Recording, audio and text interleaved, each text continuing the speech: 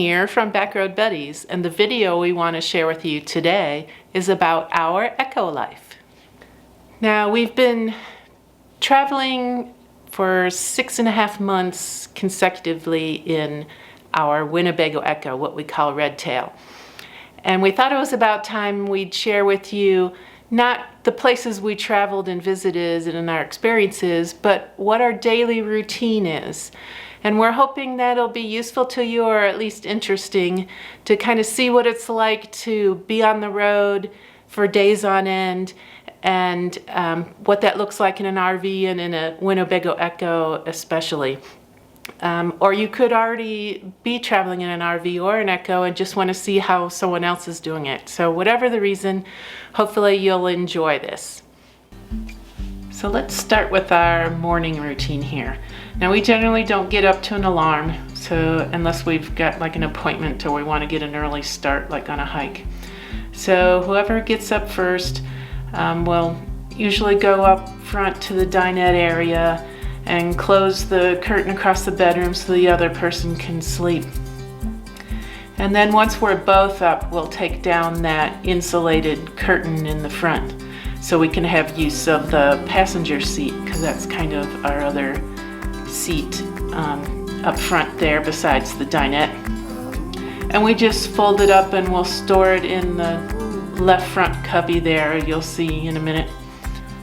Now, the insulating curtain is great for insulation and for privacy there in that front cab area, because that is not insulated. Now, we do have window shades that go up in the front window there, but they aren't really a complete privacy, and they don't really insulate the living space from that uninsulated cab area. Now, Keith doesn't eat breakfast, but he does make coffee. So you'll see him, we use the electric tea kettle to heat up water, and he just uses instant. At home he uses a French press, but while we're on the road he doesn't like to mess with all the coffee grounds and dealing with the French press and washing it out. So he just uses instant. Now, I don't drink coffee, but I do have breakfast. So my typical breakfast is some vanilla yogurt with some granola cereal, and then I have a glass of juice, and I'll put some fresh fruit on top of my yogurt and cereal, usually blueberries. So there I am, I was getting everything out of the fridge. Now, sometimes if it's cold out and I want something warm, I will do hot oatmeal instead, and I'll have dried fruit with that, usually like blueberries or cherries. And then if I really want something hot to drink, I'll have tea or hot cocoa. Now, here we are eating breakfast in the dinette. Well, you'll notice one of us is sitting at the dinette and the other one's sitting in the passenger seat with the lagoon table. So we have plenty of room for our laptops and iPads and our breakfast and coffee. If it's nice outside, we actually prefer sitting outside, so we'll take out our camp chairs, but that's assuming it's not too hot or too cold or too buggy or too windy or raining. So there are actually quite a few more times than we would like to think that we really don't find it comfortable to sit outside.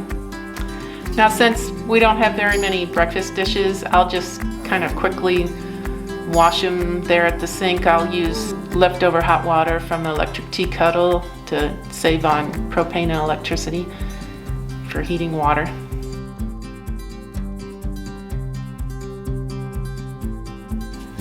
And of course, what morning routine is not complete without brushing your teeth. So yes, we're usually ones that brush our teeth after breakfast. Some people brush their teeth when they first get up in the morning.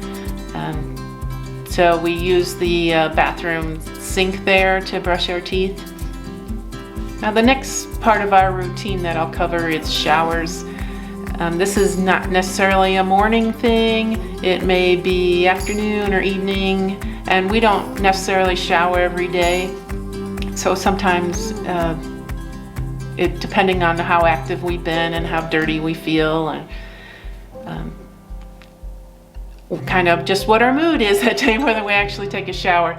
Now, we'll either take a shower here in the rig like I'm showing, getting ready here. So we kind of swing that wall over to get to the shower, and we can take a shower in the rig. And when we take a shower in the rig, we'll actually change the setting on the water heater from Eco to Comfort, and we'll turn the temperature down. I think I show 105 here, and that'll depend on, our goal is try to get the temperature so we just turn it on full hot in the shower. We don't have to mix it with cold. So it saves time mixing it, and the Comfort recirculates that hot water through the lines so we don't have to waste water waiting for it to get hot. Now here where I am putting the things back away after taking a shower. And putting the curtain back there.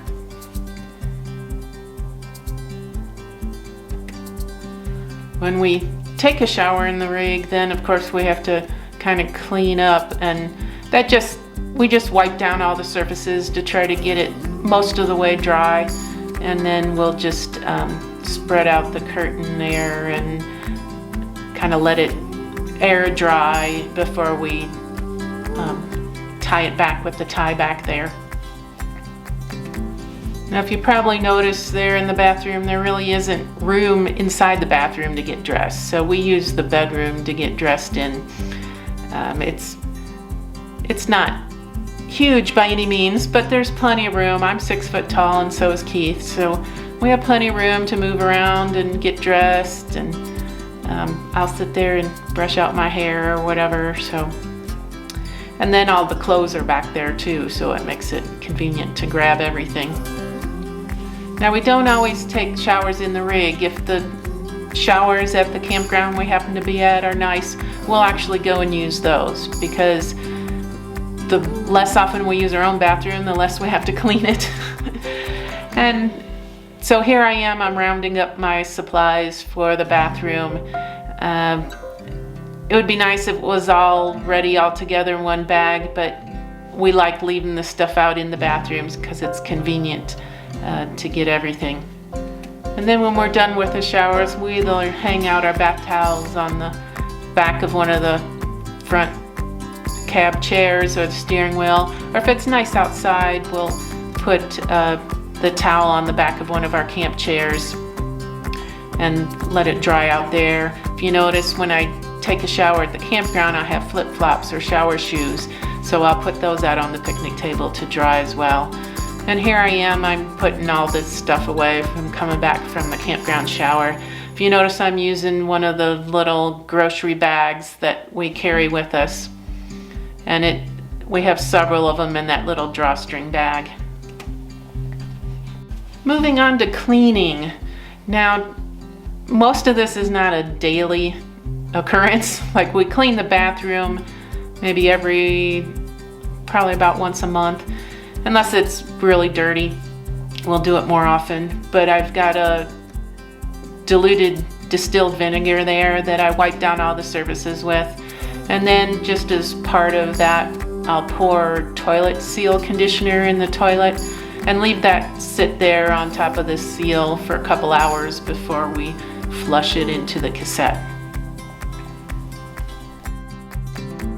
Now, we probably should sweep the floor out every day, or maybe even multiple times a day, but we don't. It's a small area. It gets dirty fast. We usually wait till we can't stand it anymore.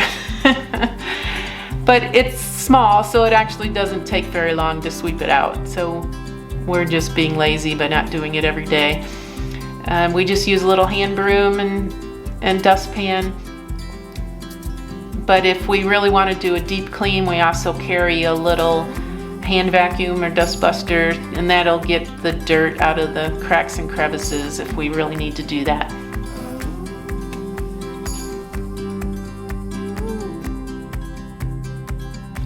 And then the cleaning item that we really can't procrastinate too long is doing laundry. We only carry about 7 to 10 days worth of clothing with us. So about every 7 to 10 days we need to do laundry. If you notice, we have a little clothes hamper underneath the foot of the bed there on the passenger side. And we also have a backpack that we can put the dirty laundry in, and that helps us carry it to the campground laundry or to a laundromat. And then here we are putting everything away, so everything's nice and convenient. The advantage of being in a small space, it really makes it easy to grab everything or put everything away because everything's within reach. Now the liner of the clothes hamper, as you see here, it comes out, so we'll use that to carry the clothes in along with the backpack.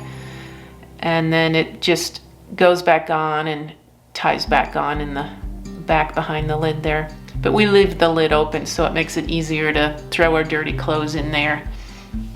Moving on to breaking camp. So when we're leaving a campsite, there's actually a big long checklist we go through. It's not that we do all these items every time because it all depends on what we've gotten out or what the weather is. So we start with filling our water bottles for the road. And if Keith hasn't had his second cup of coffee in the morning, he'll actually make a coffee for the road as well. These items hopefully will go pretty quickly. We turn off the ceiling fan or make sure it's off because we may not have it on if we've got the air conditioner on. And then we turn the furnace off. If it was on, of course, if it's hot, it won't be on. And we'll turn off the air conditioner, and generally we'll only have that on if we are plugged into shore power. And then we'll turn off the water heater. And that's, if you notice, that's the same controls as the furnace, or at least the same control panel. And then we'll turn off the propane because the furnace and the water heater both run on propane, as well as the stove on the inside. And we also use propane to hook up to our Blackstone griddle, so we don't travel with the propane on. And then we'll unplug with shore power if we're plugged in. We don't always plug into shore power, generally only if we need to run the air conditioner will we actually be plugged into shore power, or if our batteries get low, we'll plug in if we're at a campground with shore power. We don't always camp at places with shore power. And here I am just putting everything away. We have a Hughes surge protector there. And if you notice over on the driver's side door, there's this orange twist tie. That's what we use around the electrical cord, and that we leave it on the door just as a reminder that we are plugged in so we don't forget. We turn off the Wii Boost, which is a cell signal amplifier. We don't really want it to overheat that in there in the heat. We put the soap container away because we don't want it falling off of the counter. Making sure everything's closed. We turn off the water pump, and that's just to make sure that in case one of the faucets gets bumped on, we don't have water going throughout the rig down the road. We close all the windows, and there's quite a few of them, and especially when we have them crack like that, it's easy not to notice that they're open, so always go around and check. And we usually leave the blinds down and the screens down so we can see out the windows, although when we're driving that's not really a big thing. Now here I am taking the window shades out of the front cab. 2 of them go behind the bench seat and 1 goes along the side there. And then we put down the dinette table. Although you probably could travel with it up, we generally put it down so it's out of the way and there's no issues. And then, just other things get put away, like the tea kettle, because that's usually out all the time. So we'll put that away down in the cabinet below, along with the cord and base. And then, we put the sink cover back on. If you notice, we have it hanging on a hook along the side of the cabinet there, out of the way. And then we need to move the veggie bag. That veggie bag we use to hold our fresh fruits and vegetables. The position it was in before is where we have when we're at camp, but down the road that'll bump against the wall, so we move it over by the stove. But then if we left it there for the camping, it'd be in the way. And here I am putting the lagoon table away. It just lifts off the base and we slide it behind the bench seat there. Now we turn the seats back around. Now here we had both seats turned around. Partway through the season, we kind of stopped turning the driver's seat around. We didn't really need it all that much, but we can if we need to. And then we'll do things like empty the trash. We actually have 2 of these containers sitting in the bathroom there. This one is for the trash. There's another one for the recyclables. And then we'll usually empty those if we're leaving a campground. And we'll turn off the inverter just so doesn't have a little phantom drain on the batteries. Make sure all the interior lights are off, again, just to save on our batteries. And then I'll walk through the rig and make sure that all the cabinet doors are closed and all the drawers are closed and secure, because if you leave one open, you'll find out what a mess that can make. Now I'll take my camera out and I'll put it down between our 2 seats just because it's handy, because I like to take pictures from the road if I can, if something comes along. And now I'm unlocking the steps and putting the rug away. So now when the door closes, those steps will retract. Now we might have had our camp chairs out, so we'll put those away. We store those back in the gear garage. And we'll pack up the picnic tablecloth. I actually don't use it a whole lot, but it is nice if you're gonna be eating out on the picnic table and it's dirty, or sometimes you just wanna leave it out there so it makes it look like the campsite is occupied if you're gonna leave during the day with your rig. And then that all goes into a nice little bag and stores in that outdoor kitchen compartment. Now this is the sand-free mat, so that we kind of have to make sure we put away. We didn't get that out very often this season, but we're hoping to use it more going forward. So it takes a little bit of time to get out and put away, but actually not too bad. So especially if we do it more, we'll remember how to do it each time.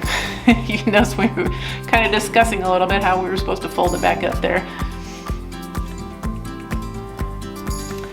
Now if we're leaving the campground for good, we'll put our little sign away. But if we're gonna come back later that day, we'll just turn the sign around, because it clearly indicates that we're coming back, and it just helps identify that the site's still occupied. Then we'll do things like close the awning.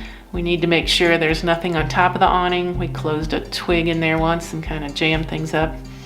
And then, make sure all the exterior compartments are locked, because we don't want those flying open while we're going down the road.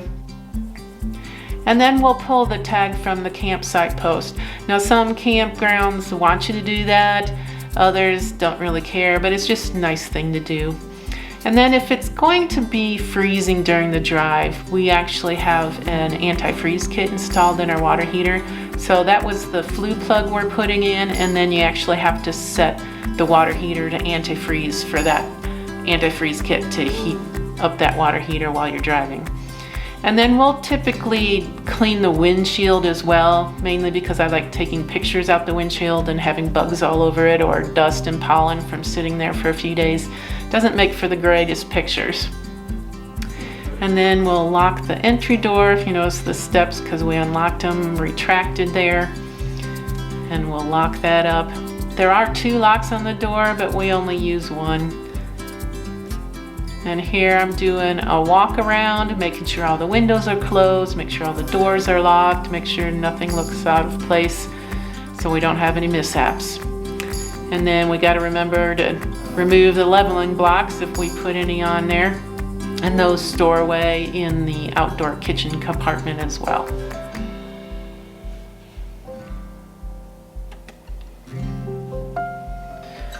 So as we're getting ready to get on the road, we'll turn the TPMS on, which is the tire pressure monitoring system. Turn our headlights back on to automatic. And then hopefully there's a dump station at the campground, or we may find one on the way to dump the cassette toilet, or the toilet cassette. And Yes, I know I have sandals on, which is kind of weird because I typically don't wear sandals very often. I probably shouldn't have them while we're dumping our tanks, but it wasn't that messy there, but yeah, probably not a good habit to do.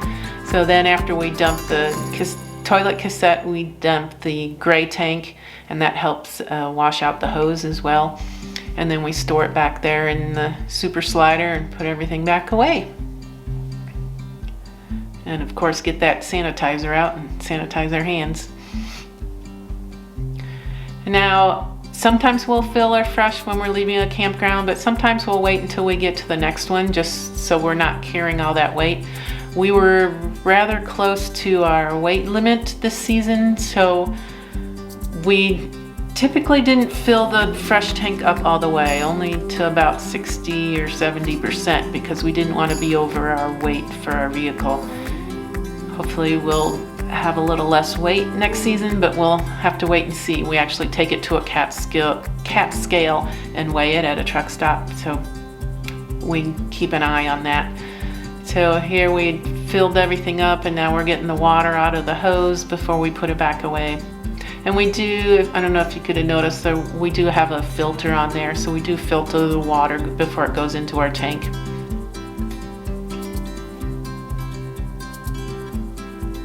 And then one of the last things we do is we text our kids that we are starting a drive.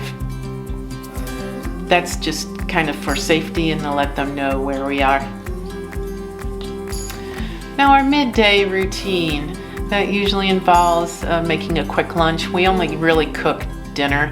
So here I am, I'm just making some nachos in the microwave, just melting some cheese, and there I am. Usually the ice cube tray I try to fill up while we are stationary and not while we're driving, just because it may or may not spill, but I really don't want to take the risk of having that water spill in the freezer. And then Keith usually has a sandwich and carrots or celery or something like that. I sometimes have leftovers or whatever. So here we are eating lunch inside, but we also like to eat outside when we can. And then we don't have a whole lot of lunch dishes, so we just kind of wipe them off and throw them in the sink and store them there.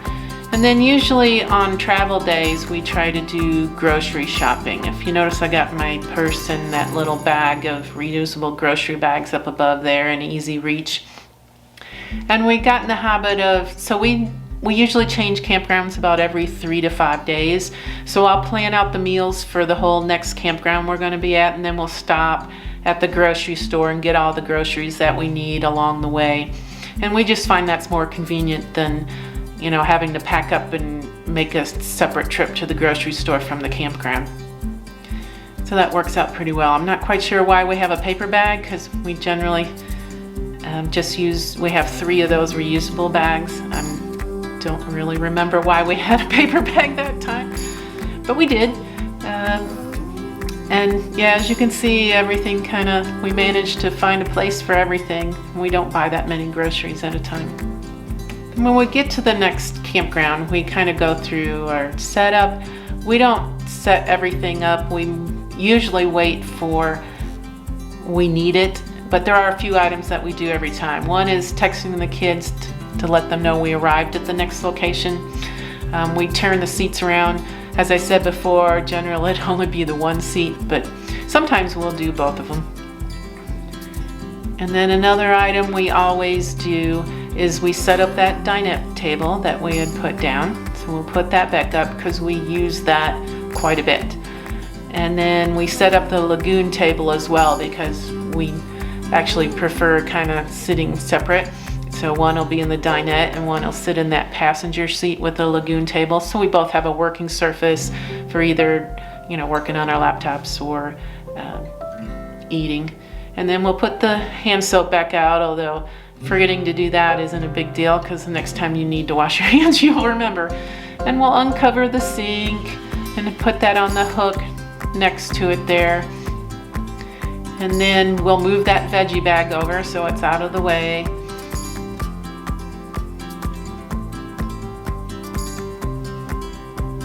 And then if we had put the flue plug in because we had the antifreeze kit on, then we'll remove that.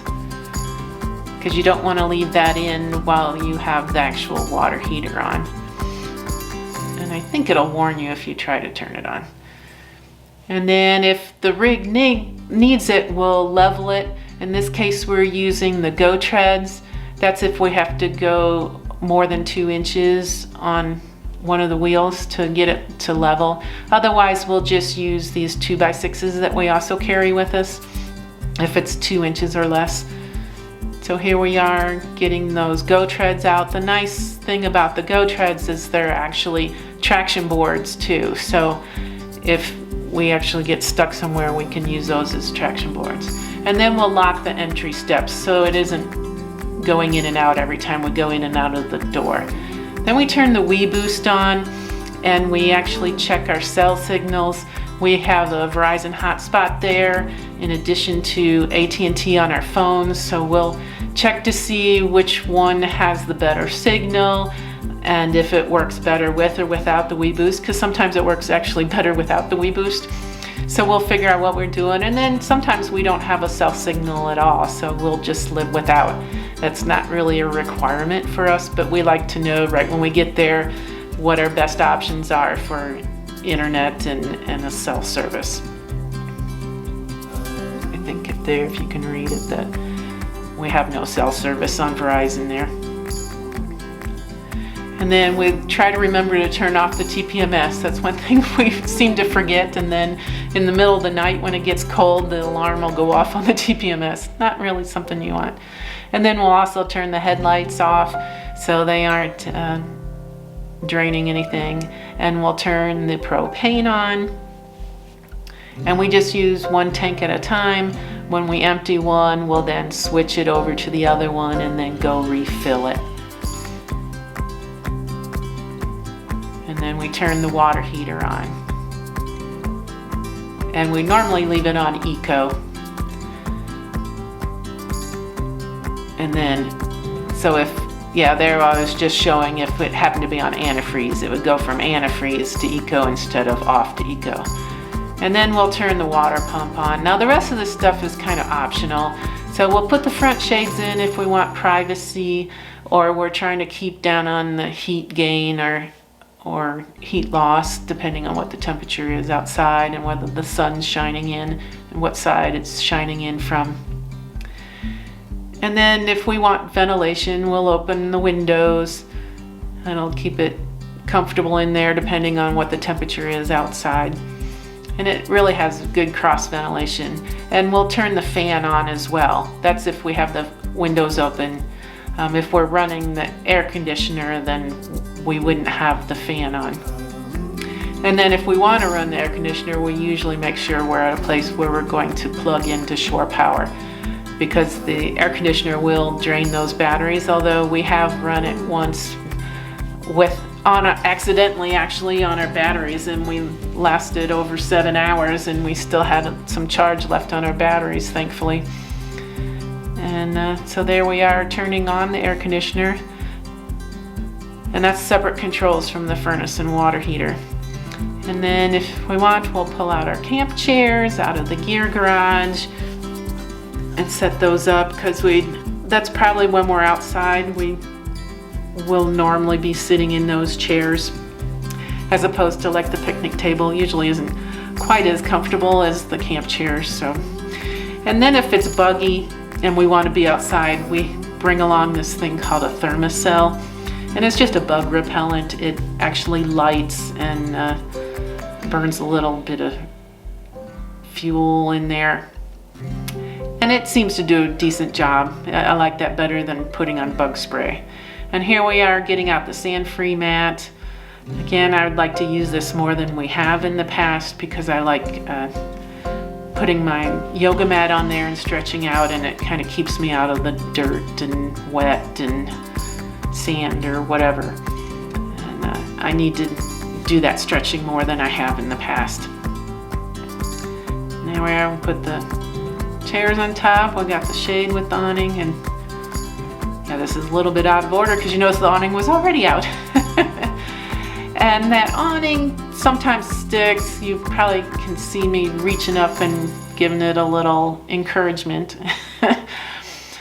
to get it to go out, but it does work.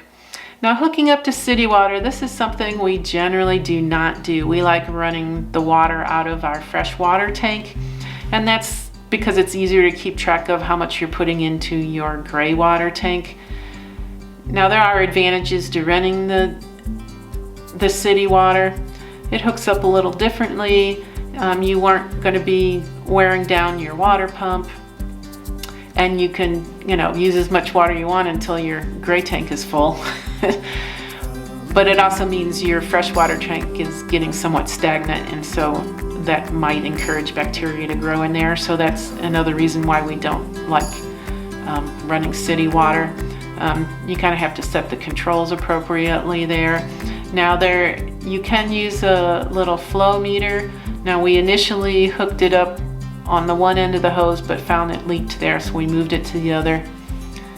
But you can use that to keep track of how much water you're actually dumping into your gray.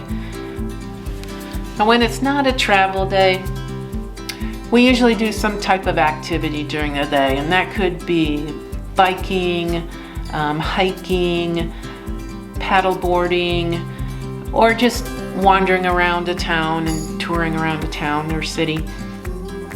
So we have some gear with us to help us do some of those activities. And right here are our Brad Expand 5 e-bikes. We have 2 of them in there. In order to get them in there, we have to fold down the handlebars and take off the quick release pedals that we added to our bikes. And we have to put the seat down as well. So we've got our helmets in the gear garage there too. So we have to put the seats back up. So as you know, it doesn't take too long to get that all out. Now, I was getting the chargers out there, so when we need to charge those batteries, we pull the batteries off the bike and plug it into the side of the RV there. Now, here I am, I'm just showing how we put these away. So I took the pedals off, fold down the handlebars, put the seat back down, and they just kind of roll right in there. Now, if you want to see how we actually set that up in there and secured it, you can go over to our EKKO mods video, and I'll show how we kind of set that up in there. And we kind of strap it down with ratchet straps, and it's in there pretty secure and doesn't really seem to move around much at all.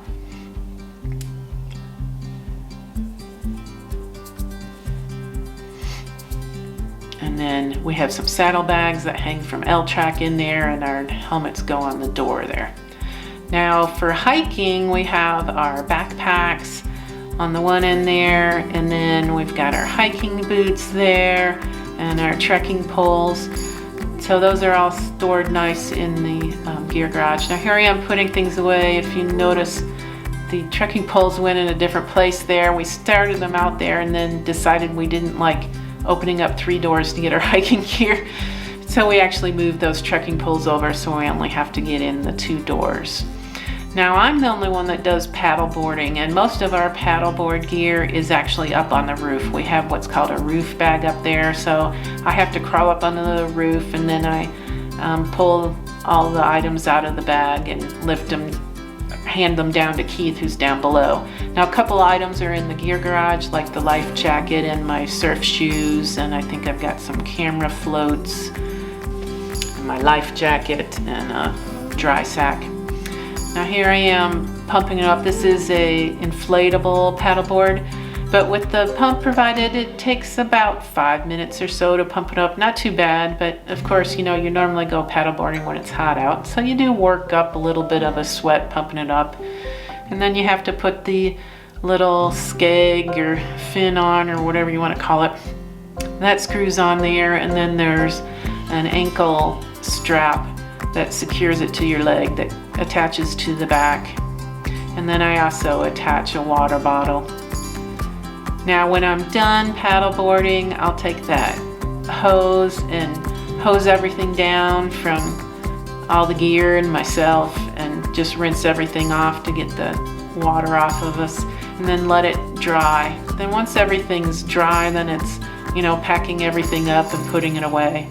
And that board deflates pretty quickly. It's under quite a bit of pressure, so, you just kind of release it, and it makes quite a sound too when you release it because there's a lot of pressure.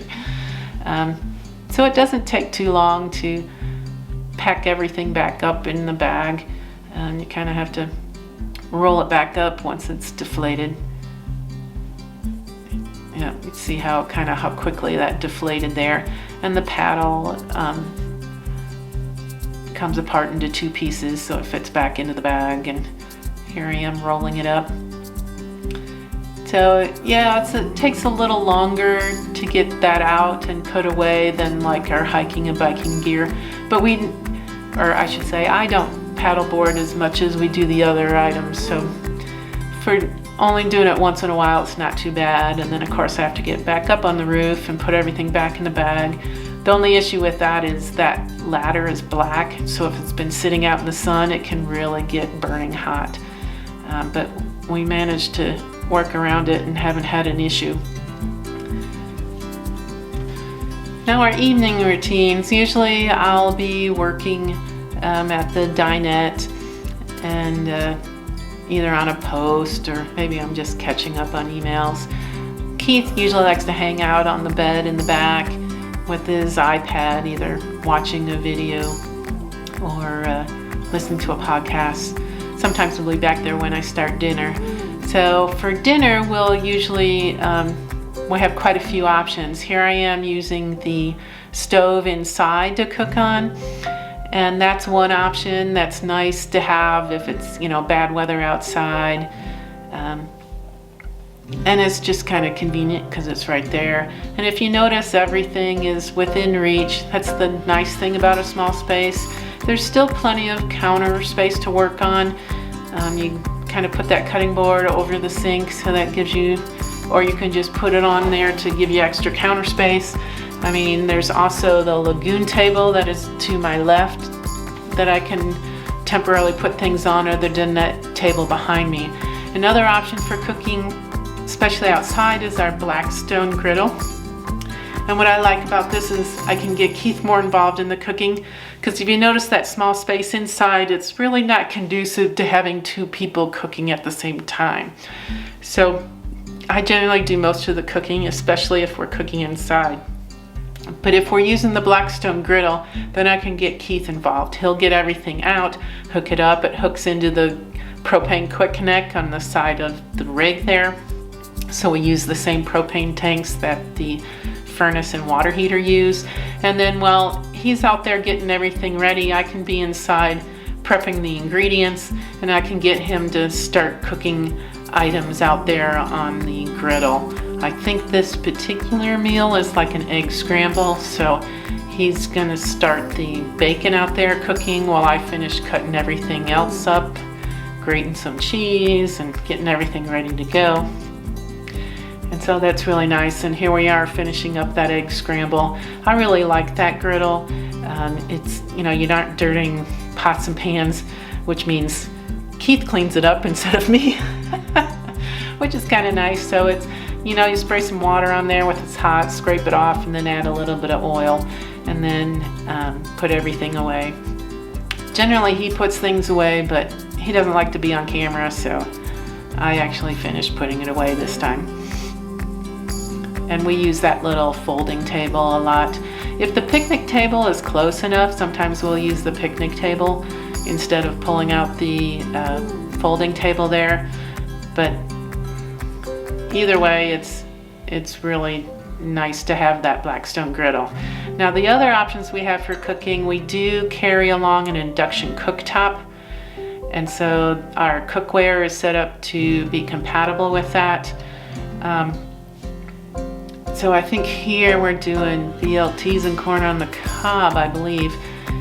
So I'm frying the bacon in the pan on the induction cooktop. Now the induction cooktop does draw quite a bit of power, but if propane's getting low, then that's a nice option to do. Or if we have electrical hookups, then power really isn't an issue because we're not draining the batteries. So that's usually probably a better option than using our propane if we do have electrical hookups.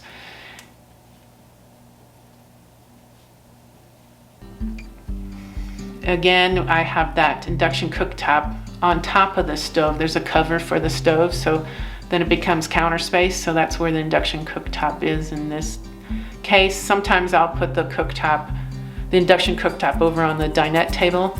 Now here I am getting out the Instant Pot, so that's another option for us to cook in.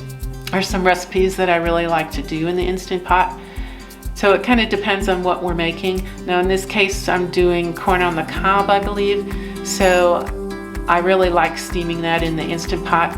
Now if you notice, because I was doing the baking on the induction cooktop, and the Instant Pot is also a big draw in the electrical system, I didn't want to have those both on the same circuit, so I actually hooked that up separately outside to the pedestal with the 20 amp. Now here we are eating dinner at the dinette, and we're actually eating at the same table. And then we could be eating out, we like to eat outside as much as we can. If you notice, we didn't put the picnic table cloth out on the picnic table, and that's because the table looked fairly clean. So you kind of get lazy after a while of not putting things out until you actually feel like you need them, and so you skip some things and it saves some work. Now doing dishes we do jointly, so I actually wash them and Keith dries them. So I'll fill up the sink to actually wash the dishes in. If you notice, we have the dirty dishes piled up over by the stove. And then that plastic bin I pull out and fill up with the rinse water. So then Keith can be standing there over by the lagoon table and drying the dishes. Now, stretching out, when I'm at home, I stretch out every single night. It makes me feel better, I have less aches and pains, I sleep better. So I really like to do it every day, but when we're on the road, that's one thing I have not been good about doing. And I usually find excuses like, oh, it's too hot, it's too cold, it's too dirty, it's too wet. So that's why I'm really gonna try to get that sand-free mat out more often, because if you notice, I overhang that yoga mat. So if I have that nice protective mat there, I'll hopefully stretch more often. Now in the evening, if we want a snack or dessert, generally we'll eat ice cream because we always have that in the freezer. But if we want sometimes we'll make popcorn, and we use this silicone microwave popcorn popper, which is great. We love it. And I'll add a little melted butter, and I actually add a little bit of sugar instead of salt. I try to keep my sodium intake down. Another option for a dessert or snack is what we call apple brownies. And I actually use, this is called the Omnia oven. It's a stove top oven. And so you can actually bake in it. So the apple brownies, it's not really chocolate, but it's like chopped apples and flour and cinnamon and sugar. And so it's just really tasty. So I'll make that, especially if I have a couple apples that are starting to get old. That's really a nice little dessert to make. So I'll mix that all up and put that into the Omnia oven, and then that just bakes on the stove top. And it's really just a lovely dessert there.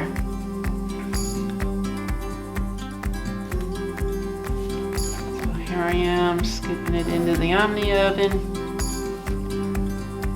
Turn the propane on, and it takes, I don't know, about 30 minutes, I think, and then you have this bubbly goodness.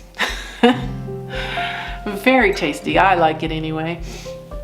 And then, of course, everything's better with a scoop of ice cream, so I'll actually add some ice cream on top of those apple brownies and just have a really lovely dessert. Now, before we go to bed, we'll actually put up that insulating curtain. Again, not just for the insulating properties, but also for privacy.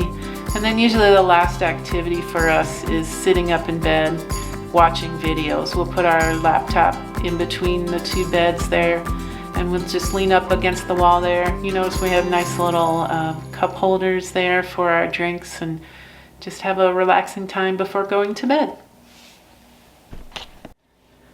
Thanks for watching. If you want more details, look in the description below for a link to our related blog post, so check that out. And if you haven't already, please subscribe. We'd really appreciate it. Ta-ta for now.